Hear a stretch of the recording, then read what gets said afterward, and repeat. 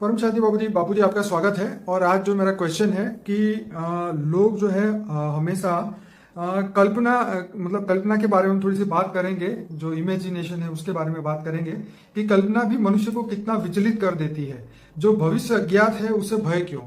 अब बात यहाँ पे ये है कि कल्पना जो मतलब बैठे बैठे इंसान को ये सोच में पड़ जाता है कि फ्यूचर में मेरा क्या होगा, और ये सोचते सोचते इतना पावरलेस हो जाता है कि अपने आने वाले कर्म को सही तरीके से नहीं कर पाता, और पूरे दिन जो है भय का माहौल उसके अंदर रहता है और भय को वो खत्म नहीं कर पाता।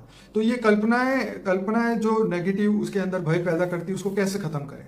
देखो, ये जो कल्पना है, भय वाली कल्पना है कि कल ये होगा, नहीं वो उसको पता नहीं कल क्या होना है, तो भी ये कल्पना करेगा ऐसा ऐसा हो जाएगा, भविष्य में ऐसा हो जाएगा, कल ऐसा होगा, परसों ऐसा होगा, ऐसा होगा। तो मन कल्पना करता रहता है, मन कल्पना करता रहता है।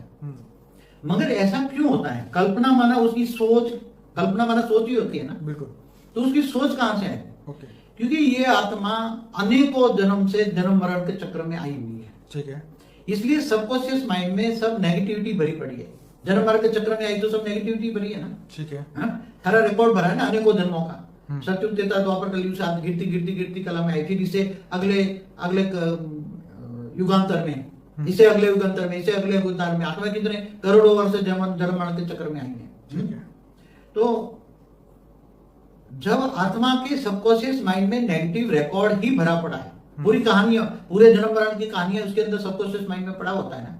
तो कभी कभी जब गहरी सोच में पड़ जाता है ना इंसान, कभी कभी तो अंदर से सबकॉन्शियस माइंड से वो पुराने संस्कार जो हैं पड़े हुए दुख के संस्कार, और दुख के संस्कार, दुख की सोच इमर्ज हो जाती है, और वो सोच चलने जाती है, वो कल्पना हो जाती है कि ऐसा होगा, ऐसा होगा, ऐसा नहीं होने वाला हो तो भी बार बार सोचेगा तो हो जाएगा, बार बार सोचने से हो जाएगा। अच्छा सोचो तो अच्छा हो जाएगा, जैसे सोचोगे वैसे पाओगे, साइंटिफिक नियम है।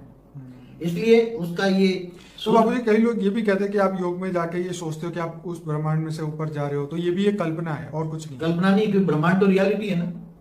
ब्रह्मांड रियलिटी, हमारे विचार ट्रैवल करते हैं, वो उनको जो सोचोगे वो पाओगे ना।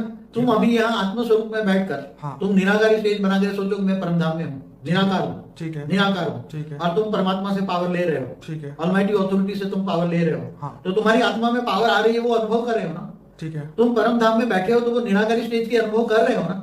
भले ये कल्पना है, मगर ये कल्पना एक सोच सच में रियलिटी में बदल जाए। तुम जो सोचोगे वो पाओगे हमेशा। तुम नेगेटिव सोचोगे तो नेगेटिव पाओगे। एक कर्म फल है, सोचना भी एक कर्म है, क्योंकि कर्म मन